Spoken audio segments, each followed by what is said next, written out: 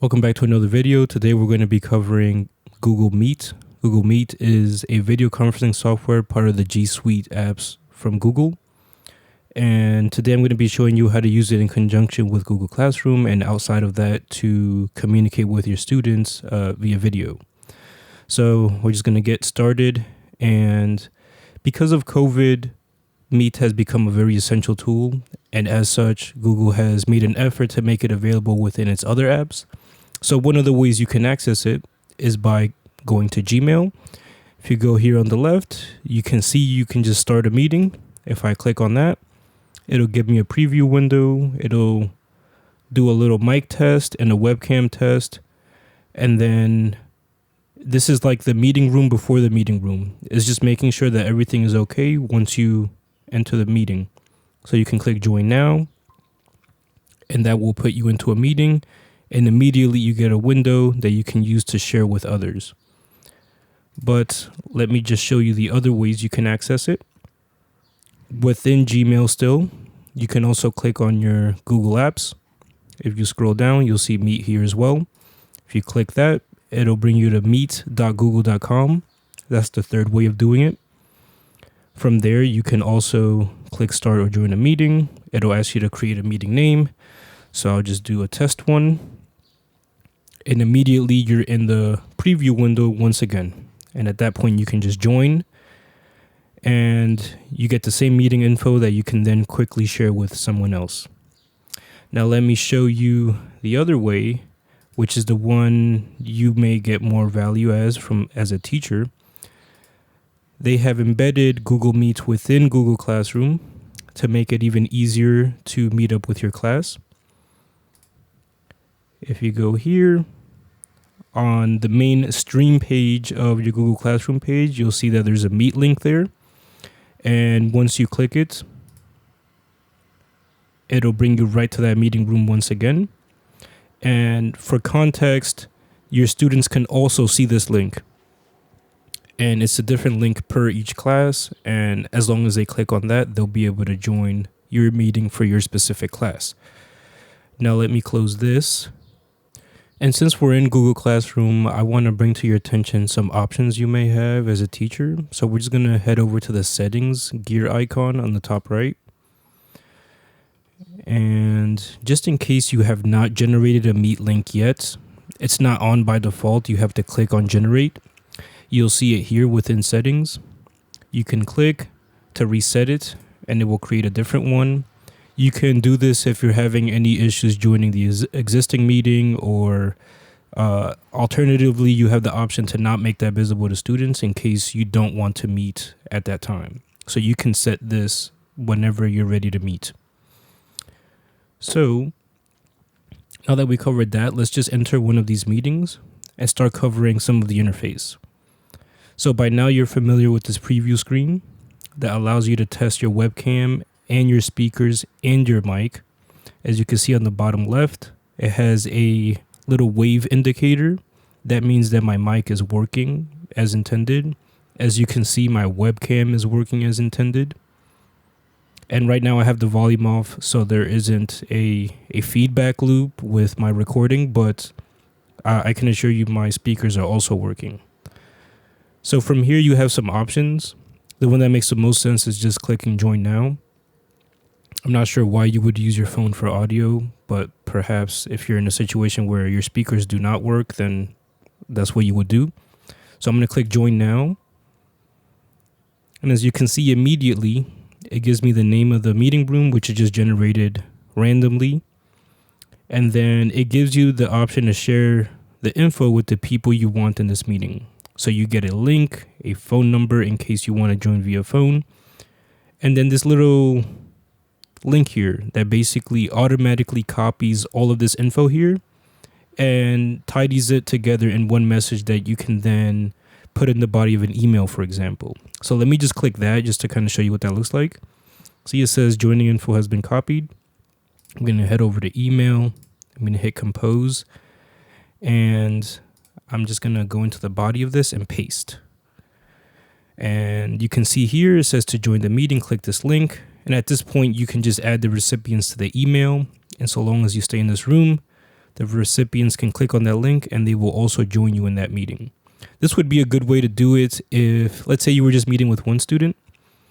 Also, I'd say if you were meeting with one student, I wouldn't do it through Google Classroom, since that is intended for your whole class. I would just go to the Meet app directly, which is the third way that I showed you how to join. You would just click on your icon here, go to Meet or meet.google.com. If you'd like, you can add a bookmark to your Chrome browser and make it a lot easier to find. But otherwise, I can show you that within this, we still have other options. In addition to copying the joining info, you can just add people directly from in here. So if you click here, you can start adding emails. And so let's say, for example, I want to add someone. I'm going to send that email and they will get that as an email notification to join this meeting. So I have on my other laptop, I have the account that I just invited. And so I'm going to go to the email. I'm going to click on it. Basically, it's just a email notification that says, Yasser is inviting you to join this video meeting, and it's happening now. And it just gives me a green button to join the meeting. So I'm going to join the meeting. So I can see off on the other screen. It's also giving me a preview window. And now when I click join now, I am now in here.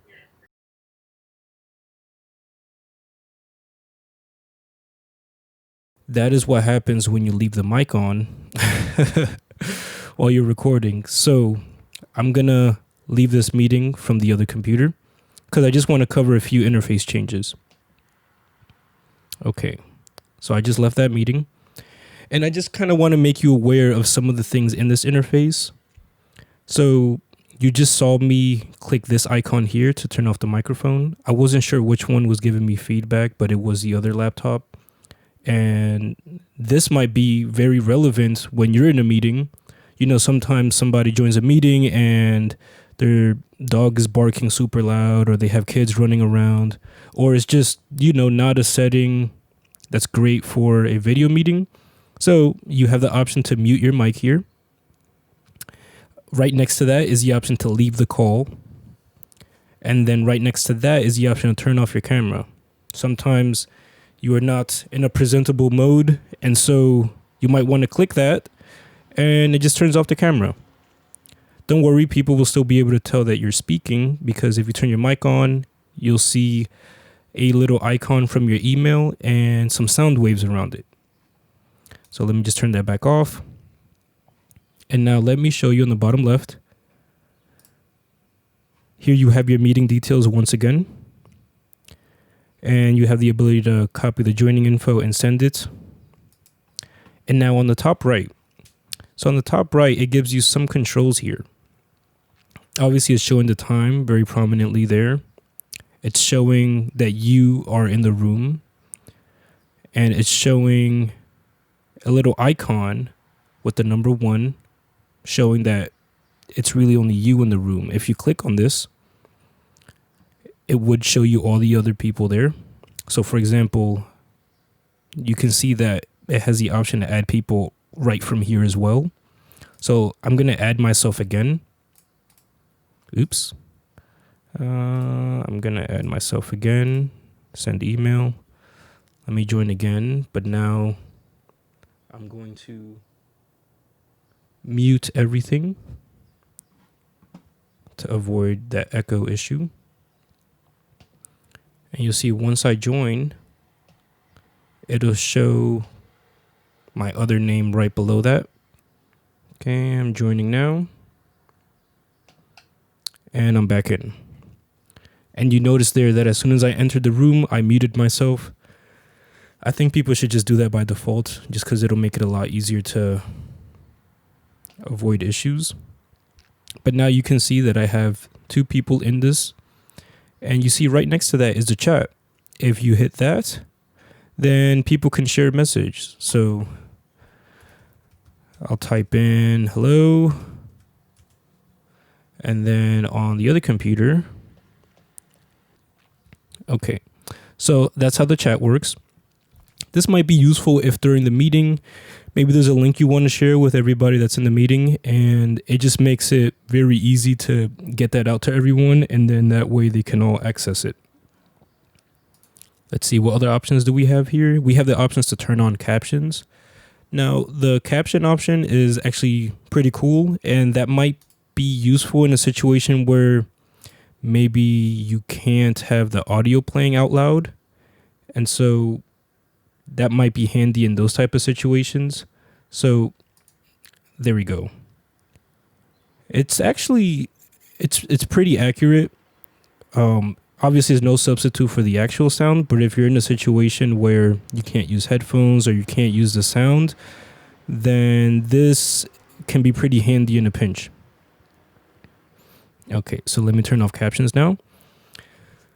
And let's see, am I missing anything? We have options to change your layout. So as you saw there on the bottom right, these little 3 dots, if you click on that, you get more options. You can change your layout. Now, if there were more people, by default, it's on auto. But if there was more people, you would have the option to lay things out however you want. You have the Brady Bunch tiles here. Then you have one here where the center one is here, and then the ones are on the side. So, it's fairly limited options, but, when you have a big group of people, it might come in handy. Let's see, what other options do we have? We have the option to make it full screen. You can turn on captions again and use your phone for audio. I just wanted to make you aware that these options are here for you. Now, let's go on to presenting. If we click here to present now, you'll be presented with 3 options. I do want to make note that there is a difference between these 3. Now, sharing your entire screen, it will share every single thing. So, for example, if I were to click share your screen, it would not only show what's here within my internet browser, but also down here in my desktop.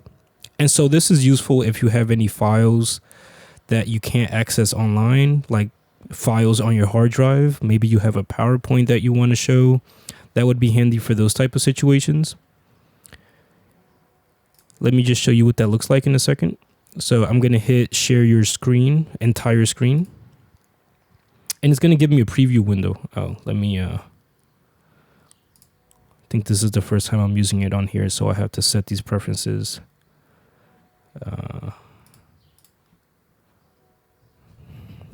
Just a second.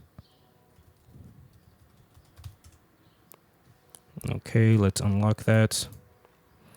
And if you run into that issue, that's how you would do it. If you're sharing your screen for the very first time and you're on a Mac and it asks you that, you can just do what I just did there. So I'm going to click on here, and basically all it's doing is giving me a preview of what it's going to look like. And so basically you just click on this preview here and you hit share. So here, as you can see in the preview, it is not only capturing my window that we're looking at right now, it is also capturing part of my desktop. So if I hit share, my screen is now being shared. And I know that because it's telling me you are presenting to everyone. And this software does a pretty good job of letting you know when you're presenting, because, sometimes you might be presenting when you don't intend to be presenting. So this software actually does a pretty good job of letting you know that you are showing your contents to everyone on the screen. So for example, you saw I just minimized my window. It's still telling me you're sharing your screen. So don't do anything crazy here. Now we're going to open this back up. We're going to stop presenting. And I'm going to show you the other option. It gives you the option to share a window. Now, if I click on that, it'll ask me which window I want to share. And so in this case, it would just be the windows within Chrome. But if I had another program, this would show up here as well. But I'm just going to click on this and share. So I'm just going to show you here, share an application window. If I hit share, it will now share everything that's in my window. And if I click over, it'll show me that I'm still sharing. However, if I minimize and present my desktop, the other view, like I'm looking at my other laptop right now as a test, it is not showing my desktop at this moment. It'll only show you what's within that window. So if I open this back up again, it becomes presented again. Now this might be useful if, say, for example, maybe you have stuff on your desktop that you don't want to show, whatever the case may be. This just gives you the option to present only what's in your window. Also, I wanted to mention that, let's stop presenting. I wanted to mention that these are in order of performance-wise of intensity. So for example, this takes up the most resources, internet-wise. This is the hardest to pull off. So if you're having a bad connection on your computer, this one might be tougher to do. And then progressively, each one gets a little bit better performance-wise. As you can see here, it gives you, your last option is the option to stream a Chrome tab. And basically, if you do this, it'll ask you, you see I only have 3 open tabs, and it'll ask you, which one do you want to present? And you have the option to share audio as well from that tab. So maybe you're showing a video or something, you can do it this way.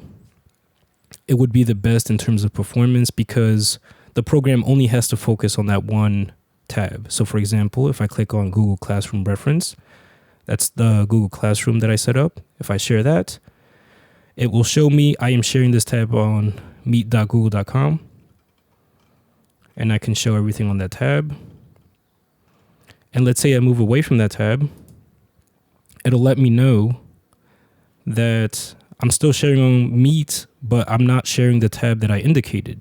So if I wanted to share this tab instead, I can click on that and it'll start sharing this tab. Now let's stop sharing. And I think, let's see, I think I covered everything. All right. So I think I'm going to conclude the video here. I hope this was a helpful resource, and I will see you guys on the next one.